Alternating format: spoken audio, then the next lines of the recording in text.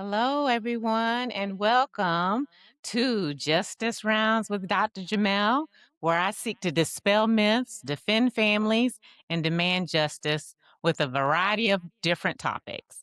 So, shout out to my Justice League, who are my faithful listeners and subscribers. I appreciate you.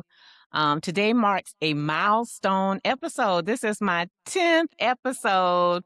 Yay! And in honor of me making it to 10 episodes, I decided to invite the man, the legend, my producer of this podcast, and my lifelong friend, 12 Kyle Dowling. I'm your host, Dr. Jimmell. So I'm joined by Kyle Dowling. He's the host of the 12 Kyle podcast. He's a former football player at South Carolina State University and nephew of NFL legend and Hall of Famer Harry Carson. So today we're going to do a deep dive into the world of NIL, which is name, image, and likeness, and what it means for college athletes and their families, and the myths that surround this new era. So, Kyle, welcome. Well, first and foremost, thank you for that great introduction and thank you for having me on. Congrats on 10 episodes. It isn't easy, but you have done an incredible job. And I'm very proud of what you've done and you labeled me as a producer, but I mean, truth be told, you're producing your own episodes. So it is an honor and a pleasure to be here. Oh, good. I'm so glad. So, thank you for the inspiration. So, we're going to dive right into this. So, our first segment we're going to do is level setting, which I like to level set with some definitions and the history of NIL. So, Kyle, can you give a brief overview of NIL, what it means, what it stands for, and the history of how it came to be in college athletics? Oh, sure. NIL, as you mentioned, name, image, and likeness, is something that has really taken upon college athletics within the last 2 to 3 years. Basically, what happened was a few years ago, there were some student athletes from, I think it was Northwestern University, and they had talked about forming a union because they wanted to be in a position where they could be compensated. Now, what happens is that in the old days, if you will, and when you and I were in school, you could not, as an athlete, you could not earn any money outside of what was, your scholarship. So, for example, you mentioned I played at South Carolina State University. If the number 12 in my jersey with Dowling on the back was hanging in the bookstore at South Carolina State University, it could be sold, but I wouldn't earn any money from it. Much like you at Duke University, I'm pretty sure Christian Leitner's jersey and Grant Hill's jerseys probably would have sold out and they wouldn't have gotten any compensation from it. So what happened was that they put forth some legislature to where the NCAA had to allow players to earn some compensation because college athletics is a $1 billion industry. And and we're going to see in a couple of weeks at the time of this recording, March Madness, which is I think like 10. I think they get like $10 billion. The NCAA earns something like that for March Madness. Long story short, the players or the athletes were able to through Congress, well, excuse me, through legislation, be in a position to where they could earn money, not just for their scholarships, but also in their name, image, and likeness. So fast forward to 2025, 2026, if the number 12 SC State jersey is in a bookstore at South Carolina State University, I would get some revenue sharing from that. So what's happened is it's really shifted the landscape of college athletics, and we're going to touch on it going forward. But it's some say it's been for the worse, and then some say it's been a great thing. And then some are really in the middle. So it has really truly been interesting, and it's been a game changer. And the crazy part about it is there's no rules and regulations as to what can be done. Well, thank you for that. I remember you being here and we had a spirited conversation. I don't know if you remember about Yes. NIL. And so that that is one of the reasons why I wanted to discuss this topic with you. I was of the mindset of not being an athlete, and like many people that, you should just go to school to get your education and that should be enough. And so you gave a different perspective on how athletes are treated. Not saying they're treated poorly, that's Mhm. not what you were saying, but also if they generate these millions and billions of dollars for their colleges, they should be able to maybe partake in a little bit of that. So, we'll see if I've changed my mind by the end of the conversation. Let's hope so. All right, so let's move on to some personal stories about Kyle. So, Kyle, you played football at South Carolina State, and your uncle, Harry Carson, went from South Carolina State to the NFL and then ultimately ended up being a Hall of Fame inductee. What year was that? 2006. 2006. So, how did your family's experience shape your views on NIL and athletic justice? Well, I think for me, my views were, uh, they were very personal. Obviously, having played sports and then playing college football, I remember sitting in my dorm in 1994, and me and my teammates, we would talk about like what it would look like if we were on TV every week, and that sounded far fetched for a small HBCU like South Carolina State University, but slowly but surely those things kind of came into play over the years as time went on. But I was always in favor of athletes being compensated something for their work because I realized at a very early stage of my time in college was that I'm really working. Like I couldn't work at Pizza Hut. I couldn't, deliver newspapers or whatever like that. Like football and being a student was, the only thing that I really had a lot of time for. You had to make time for everything else, but we were called student athletes, but a lot of people were just athletic students. That's what they were, and some people weren't even students, if you want to be honest. Um, and it's on every campus. It doesn't matter if it's Duke or if it's Howard or if it's UCLA. The focus is on the athletic part and you being there to, fulfill what it is that you're there to do, and that's to compete. And there's nothing wrong with that, but I always felt like we should be compensated is in something for it. And over a period of time, it just got to a point where it was just so much money. And now what's happened was with NIL is that there are a lot of people who fear litigation, and the NCAA, which is the governing body for college athletics, they fear the litigation. And so they basically opened up this world to where players can be compensated. And again, I have no problem with that. The only issue is that, or at least one of the many issues, and we'll touch on it a little later, there are really no guardrails and Mhm. no policies and procedures to say, hey, you can't do this or hey, you can't do that. And so it gets very, very tricky. And we saw just maybe about a month or so ago, I know with your alma mater Duke, your quarterback, who, if you're not familiar, the kid, he had a great season and he decided to enter the transfer portal, which we're not going to get into transfer portal because it's a whole Oh, nother yeah. that's Don't a whole nother thing.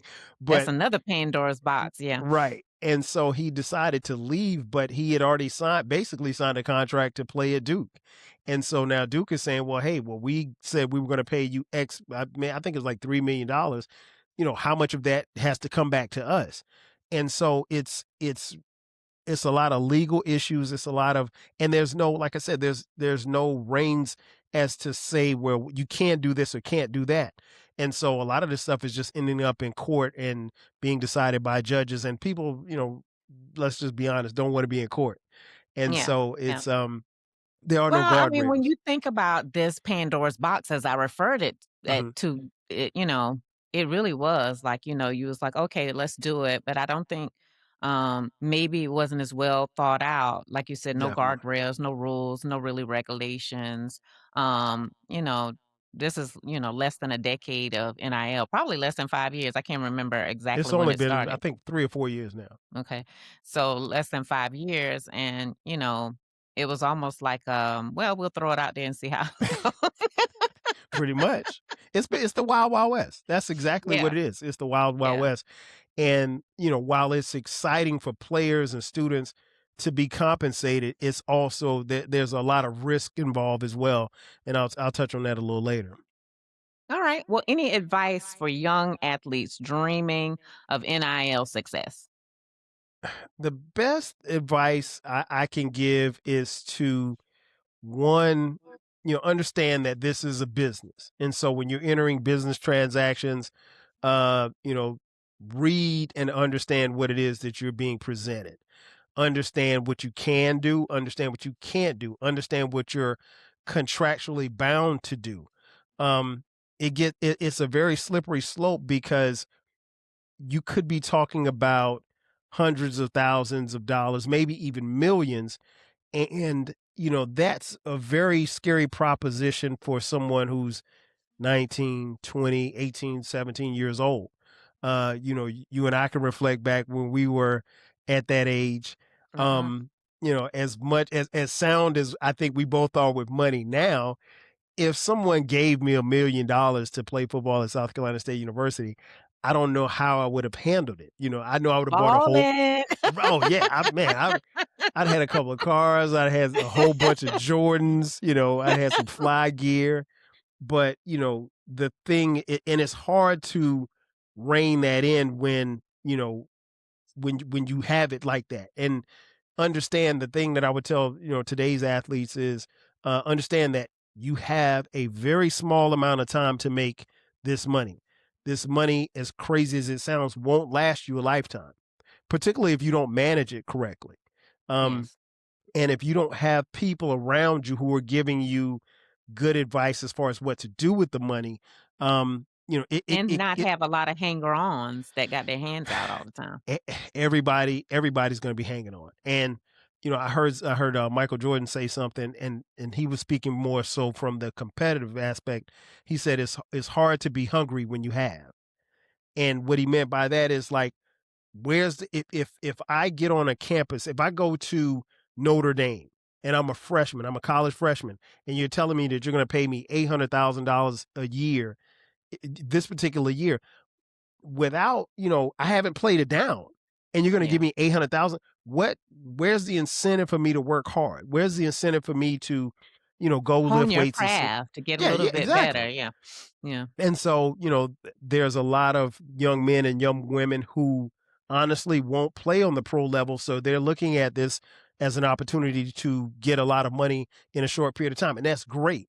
But if you don't have proper, people in place and understand what it is that you're truly getting into, it's going to be a downfall. And I think, we're going to hear probably a lot of sad stories in the next 5 to 10 years of players who, gonna go broke. Because here's the thing, you're broke when you get most people when they get on the college campus, college kids are broke.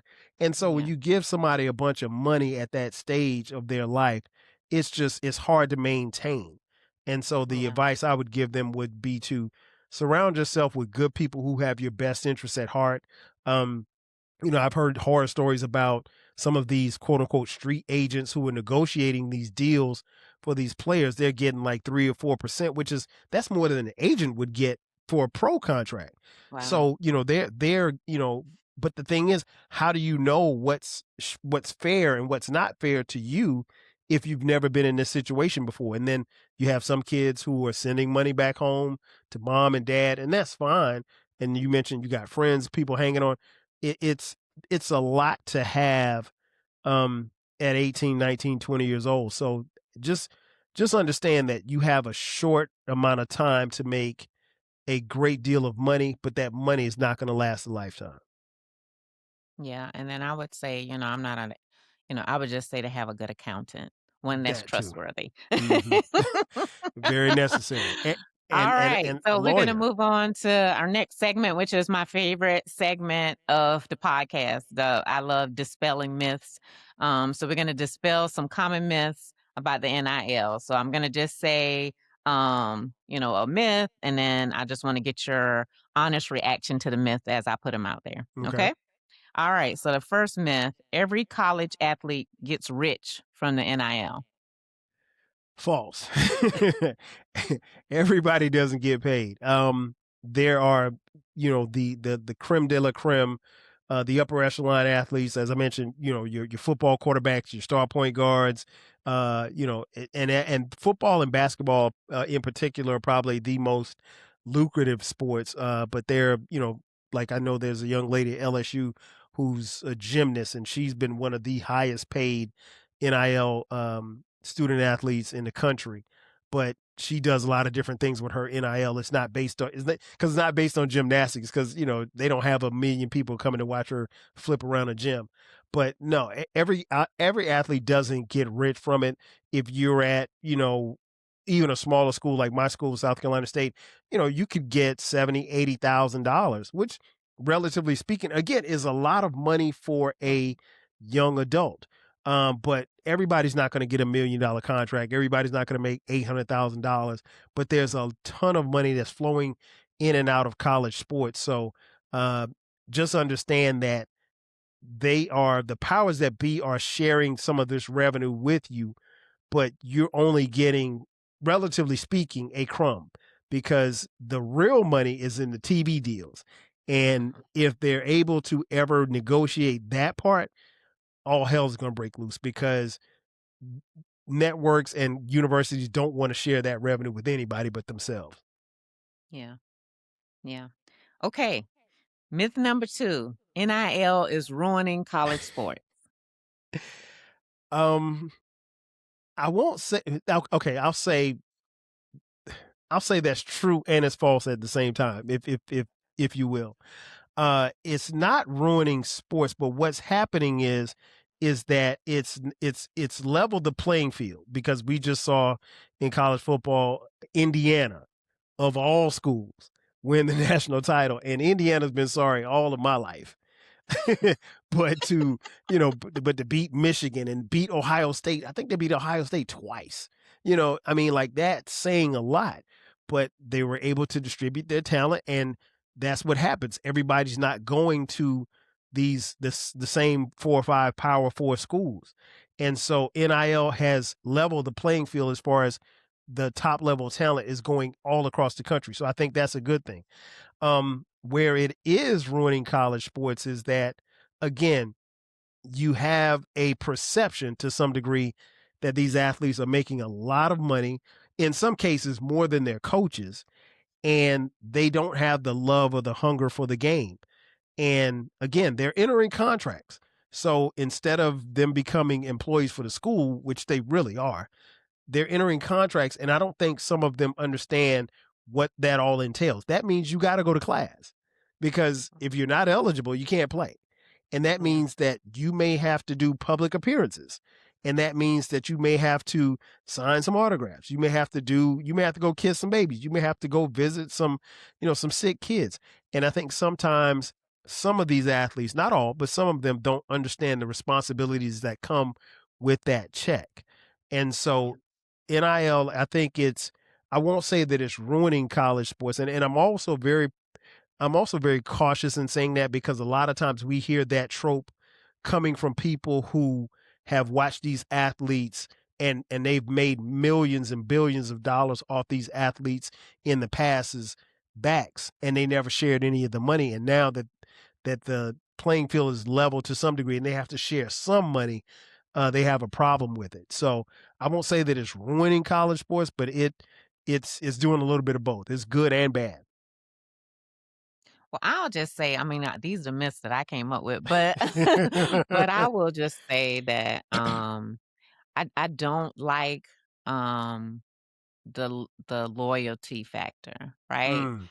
There's a loss I feel of loyalty to a team, to a school. Um, and to me, I don't know how you can be a, you know, diehard, Duke person, which I am, or a South Carolina State person or whatever, and then you just pop up and go somewhere else. I don't know, I'm just so loyal to my school, that it just seems I go to this place and then I jump to the portal and I go to this place and then I'm gonna play my last 2 years in this place and maybe I get a grad school eligibility and I'll Right. go this place. I mean, it's just ridiculous. I mean, Well, I if- and I actually have an answer for that. The loyalty is to the dollar. The loyalty is Mm, never to the school. And the facts. reality is that these schools, because these athletes are operating on pretty much 1-year contracts. So if you come to college and you don't perform, guess what? They're cutting your scholarship. If they cut your scholarship, then you have no other choice but to jump into the transfer portal and go somewhere else. Now, some will, like I mentioned, a quarterback at Duke will leave willingly because of the opportunity. I mean, hey, if I'm at this school and I'm making $2 million, and you could tell me that I can go to Miami and make $5 million, and I can live in Miami as opposed to Durham. I mean, no disrespect, but I mean, come on Hey, hey, wait a minute. now. I mean, we way better than Orangeburg. Now get let's I, let's I, let's don't get it I, twisted. Da da da well, da.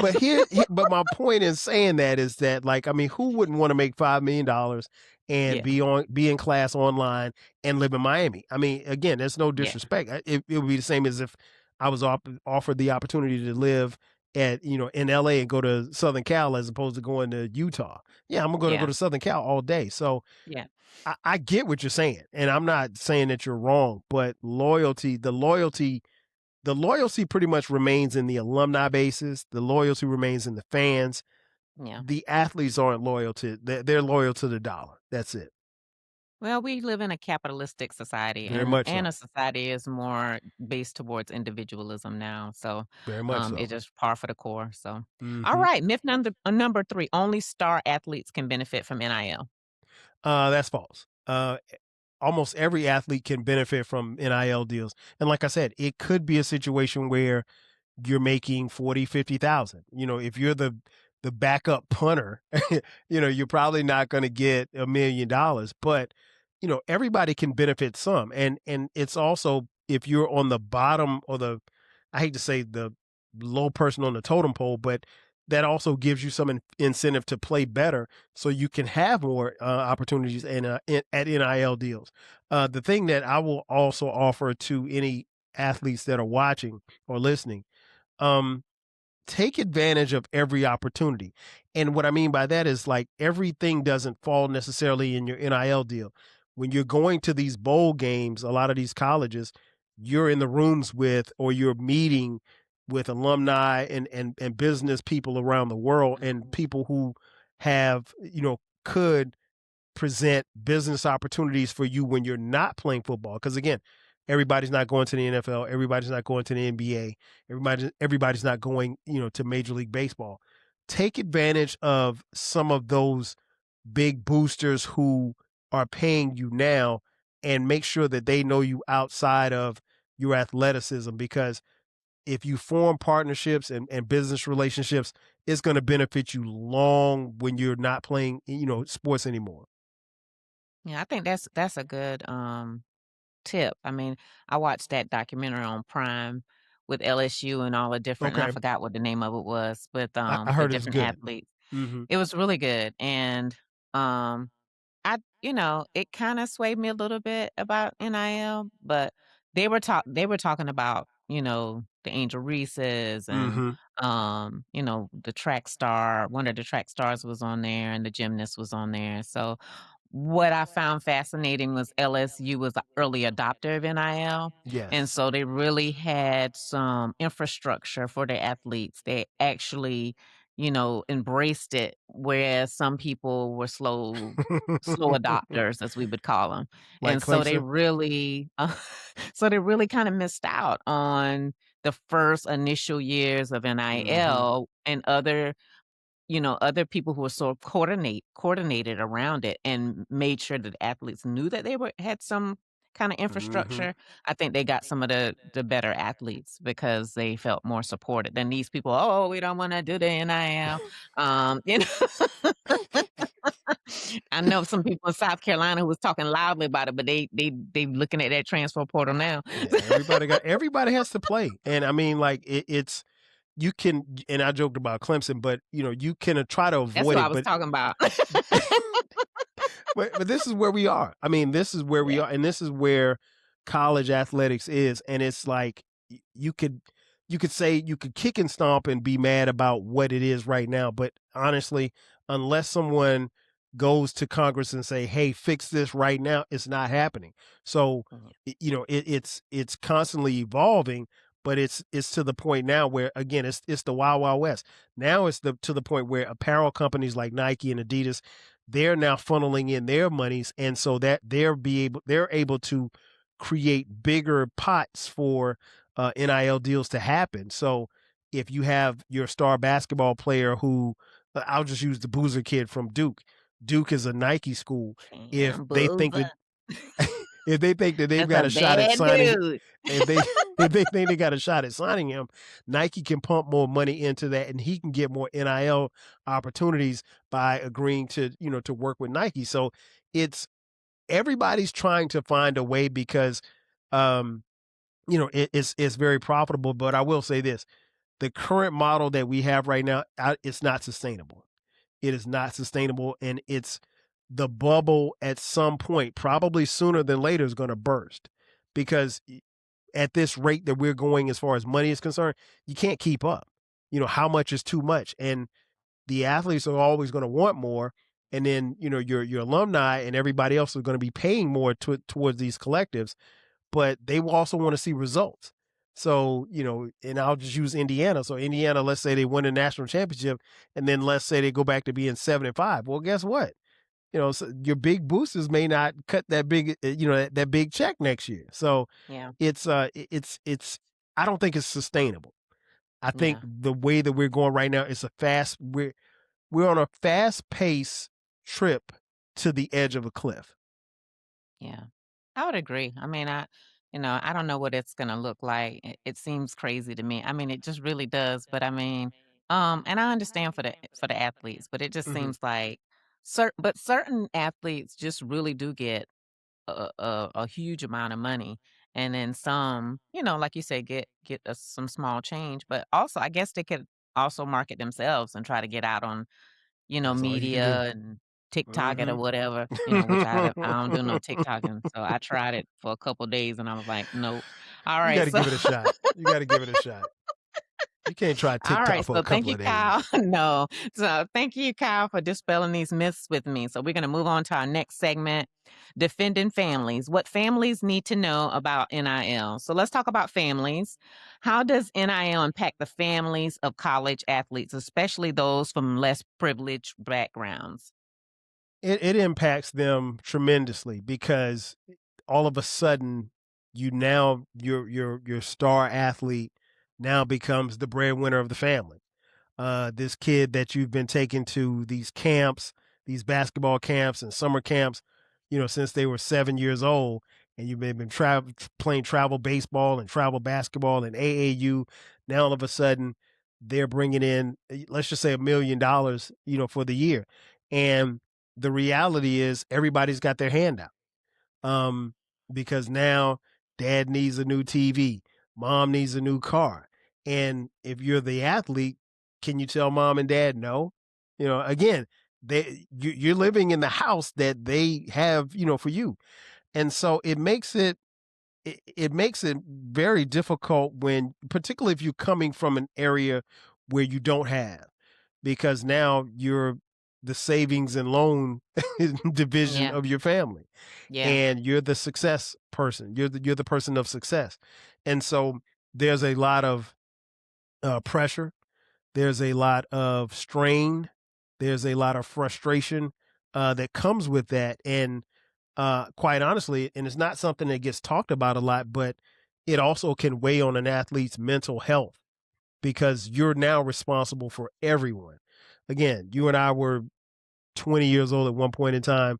I couldn't imagine feeling the weight of the world and my parents, the weight of the world of my parents, their finances being on my shoulder, paying your parents' mortgage. I mean, like, all of that stuff is mind boggling. And it's a lot to put on someone who's 20 years old. And just because you can hit a baseball, or you can do some flips, or you can shoot, 3 pointers like Steph Curry, or you're a great quarterback, it doesn't mean that you're prepared for that part of life.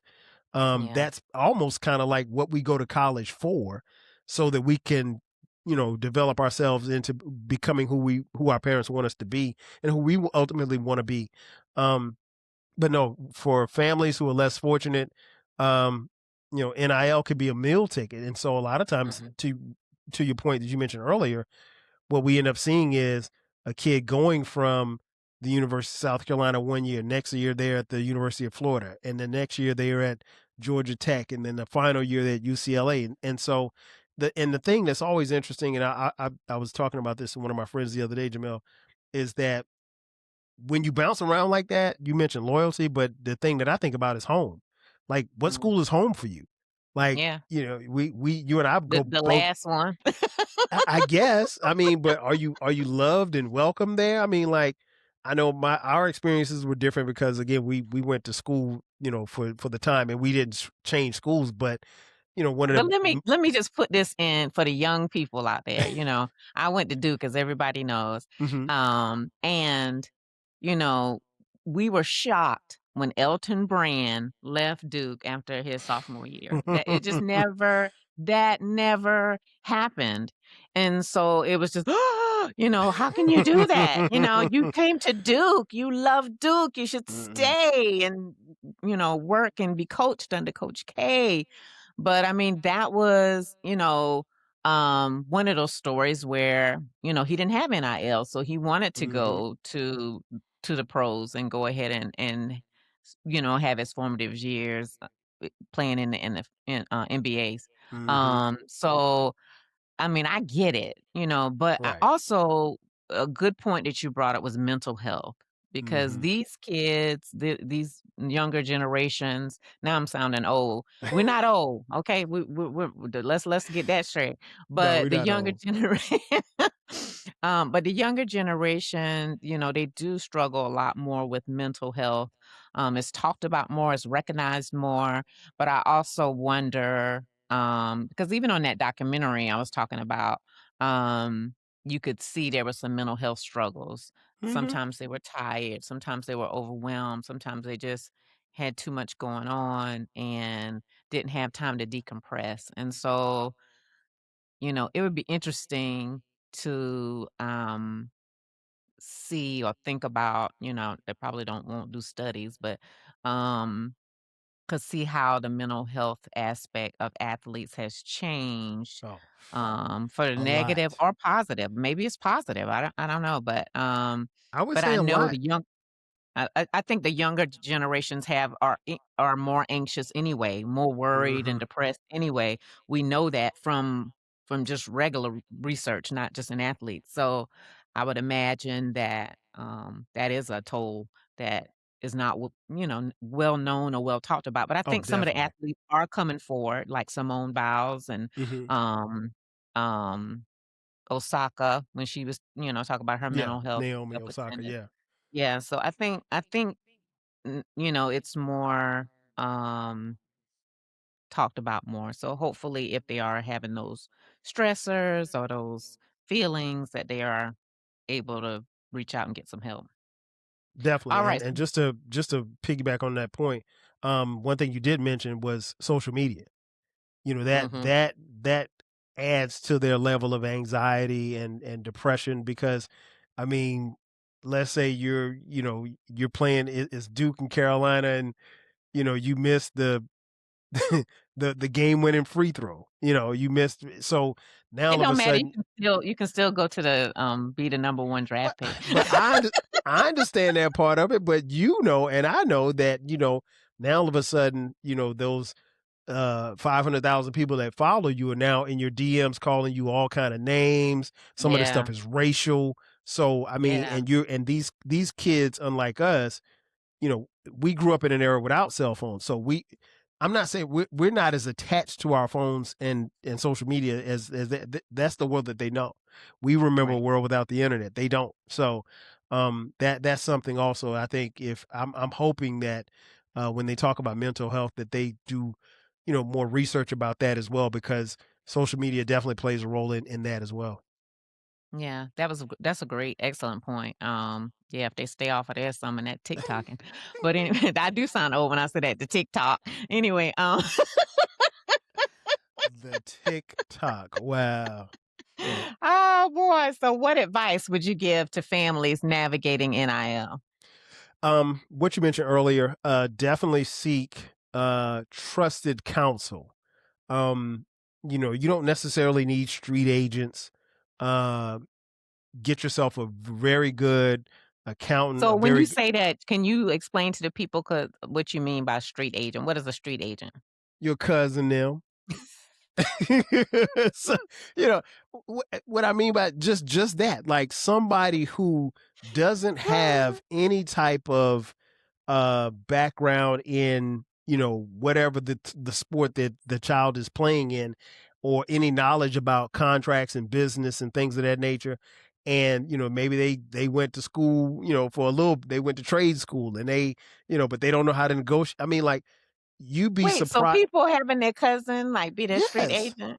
Yes. And they don't even call them street agents. They say, well, hey, I'm gonna take care of you. I'm gonna take care of this. And I mean, like, you know, your Uncle Ray Ray, and I'm not saying your Uncle Ray Ray, but your Uncle Ray Ray, just because he, took a couple of classes at Florence Darlington Technical College, you know, doesn't mean that he is, capable enough to negotiate a $500,000 NIL deal, because Yeah, trust me, there's going to be language in there that he or she may or may not understand. And, yeah, the child doesn't know. They're just signing away. And one of the things that athletes can really get in trouble with is, signing things and not really fully understanding what it is that they're signing. Um, absolutely. and I That's mean, how and that, all that those goes for recording anybody. artists showed up bankrupt because they didn't Yeah, understand what they were signing. So yeah, it's exactly. been done before. It's It people take advantage of people who don't know exactly. what they're signing. And Exactly. if it's a booklet, if it's Mhm. ain't just one page, it's a booklet, then that may that may also, Exactly. So get people to sign. And how many things do we sign? It's like I ain't reading that and just go on and no, sign no, it. I And never. I so would I would advise everybody to. I don't care who you are, read and understand what it is that you're reading before you put your, because ignorance doesn't matter. You can't say, well, yeah, I didn't understand. Well, he said that my interest rate was 2%. No, but the interest rate's 10%. So yeah, it's just like, but the advice I would just give is, seek counsel. And then ultimately make sure that you don't add any more pressure or stress to the athlete, and understand that this is their journey, this is their money. And I think people lose sight of that. And I get it. I can understand how it happens. But again, when you're putting that kind of pressure on a 20-year-old, young person, that's a lot. Cause yeah. I was just happy You with don't want to 100. alienate your children. I can see some resentment Mhm. that may come from that, You don't. or some, because some people look a little helicopter-ish. Oh, That's there's a not a lot of word I that. just made up. They just No, circling around and like there's a it's. lot I of that. mean, There's a lot. And I mean, like, I remember I coached little league, and I remember parents even talking about, oh yeah, when my kid gets to the NFL online, I'm like, your kid is 10.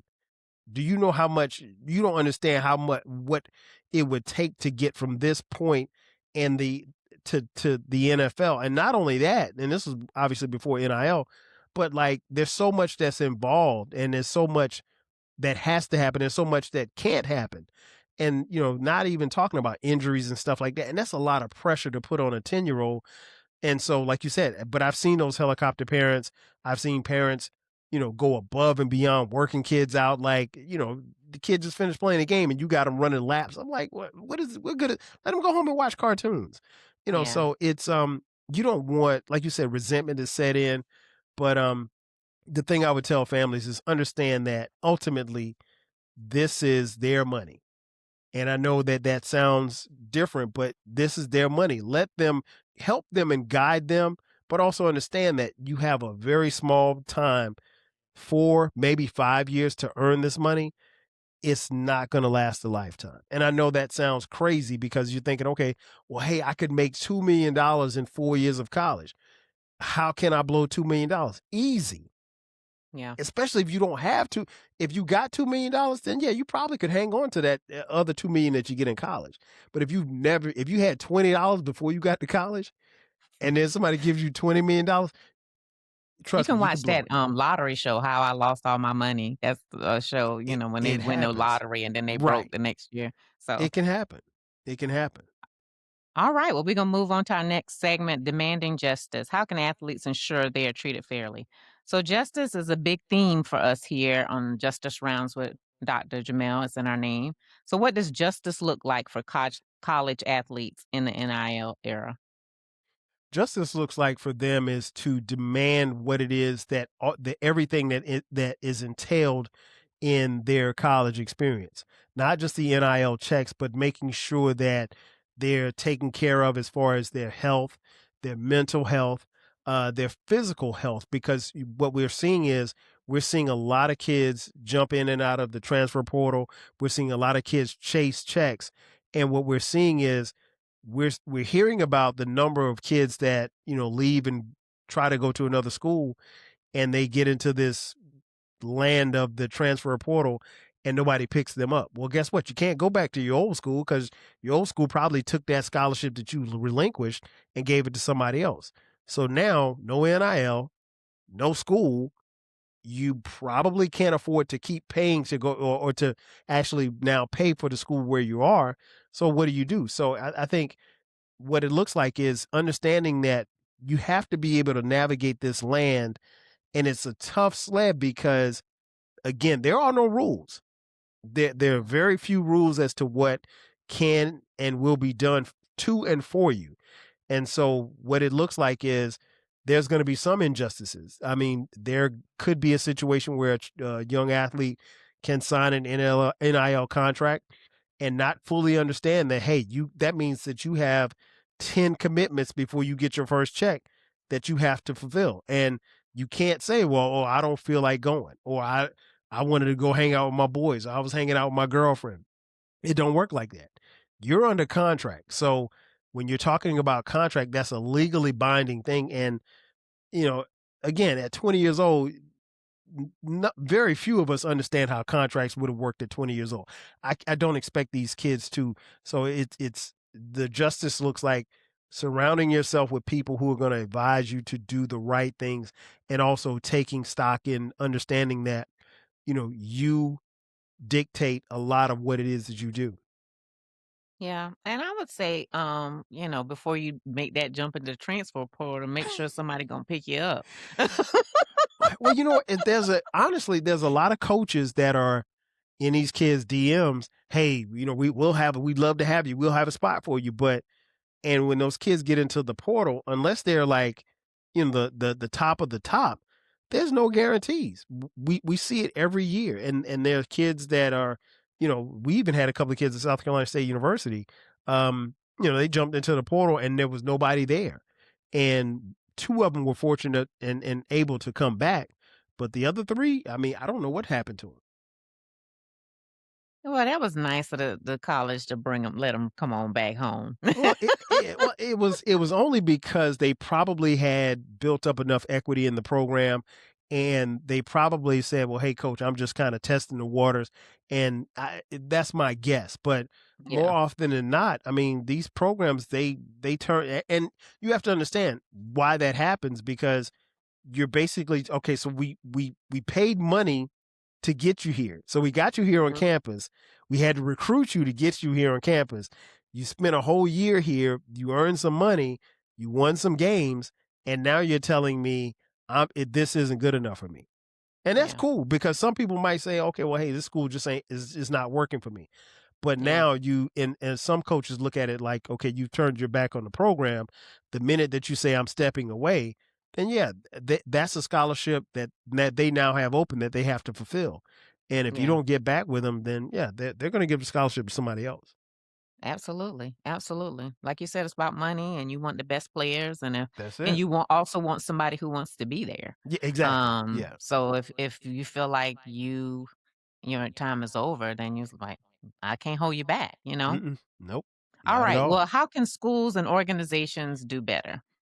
They can do better by understanding that it is the wild, wild west. And what I mean by saying that is that understanding that there are very few rules and regulations, and schools have to be very strategic as far as how they want to raise money and how they want to, entertain and keep these athletes, but also understand it's a business and there's going to be some attrition every single year. We've seen it.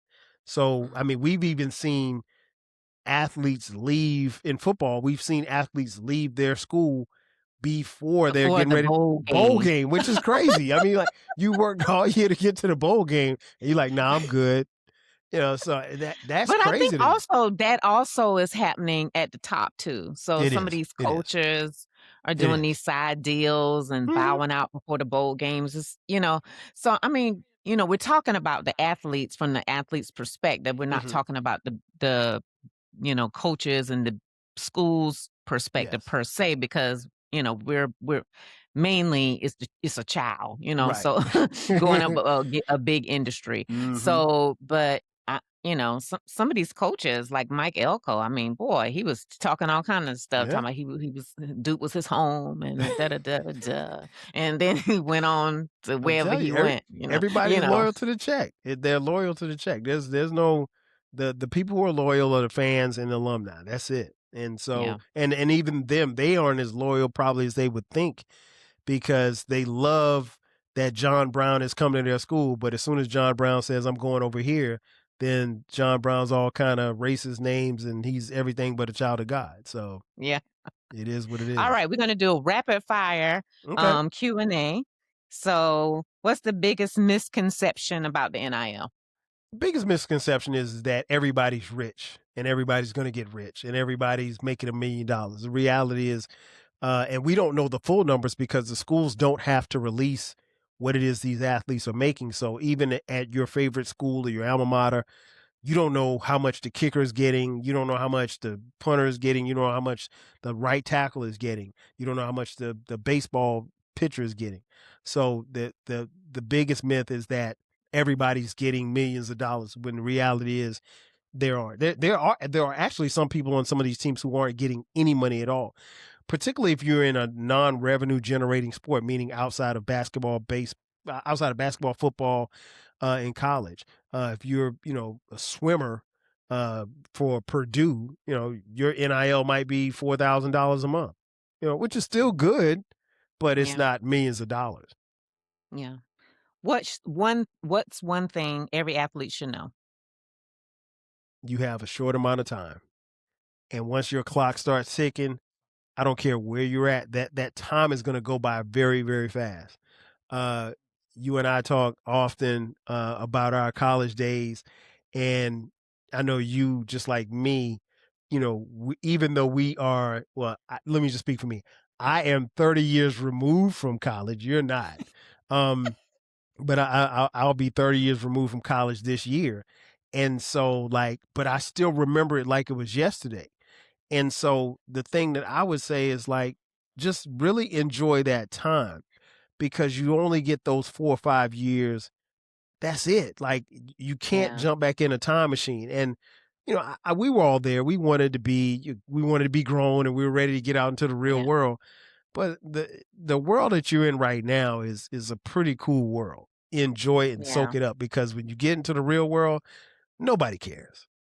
yeah. Oh, yeah. And I'm 30 years removed. I'm going to my 30th reunion on Hey, I tried to save yeah, in April. So you. the Blue Devils, class of '96. So, all right. So, what about best advice from your uncle, Harry Carson?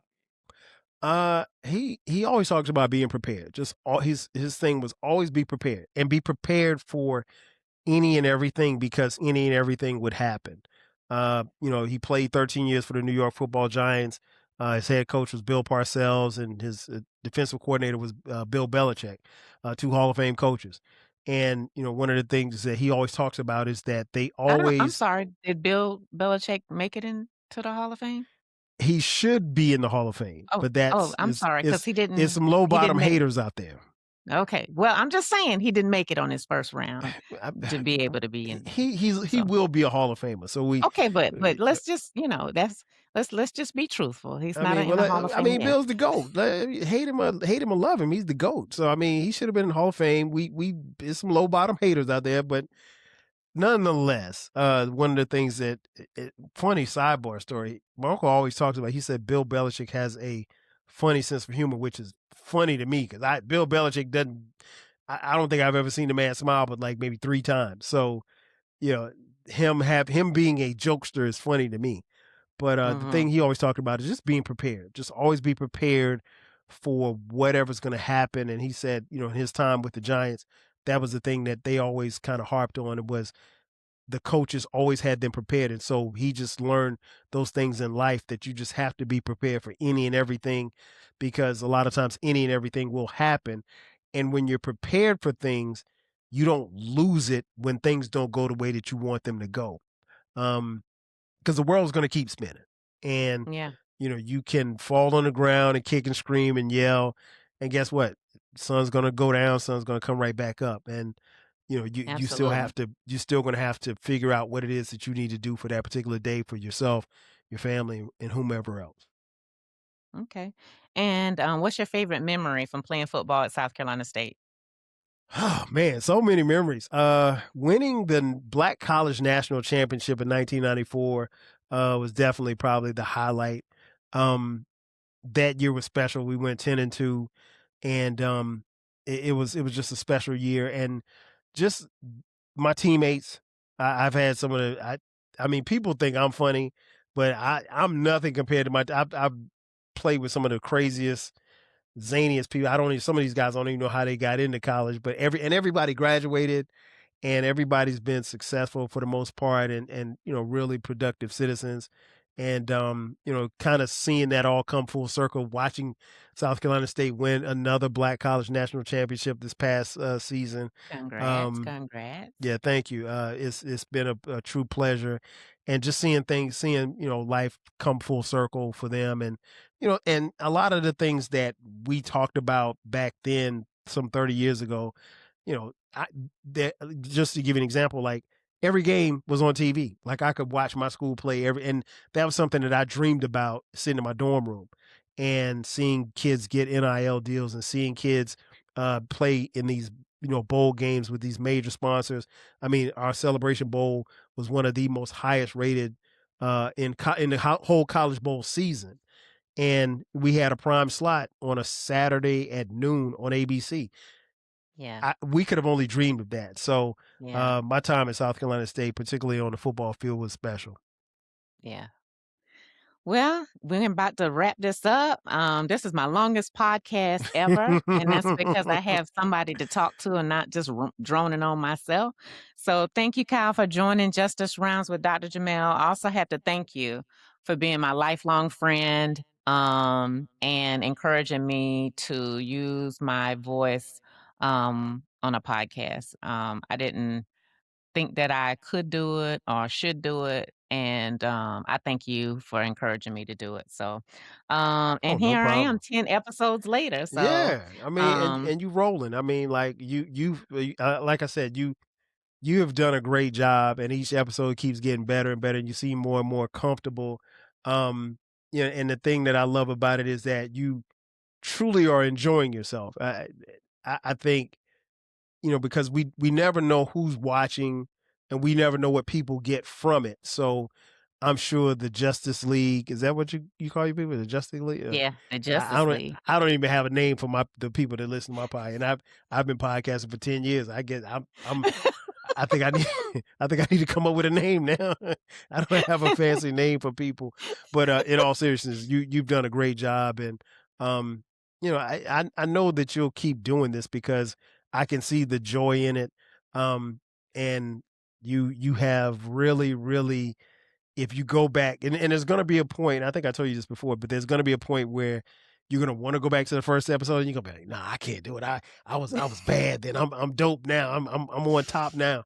And so the progression is crazy. But yeah, keep it up. Keep it up. Well, justice isn't just a conversation, it's a commitment. if today's episode resonated with you, please share your thoughts in the comments. Subscribe to my YouTube channel, Justice Rounds with Dr. Jimmell, and invite others to join my Justice League. Kyle, please let our listeners know where they can find you.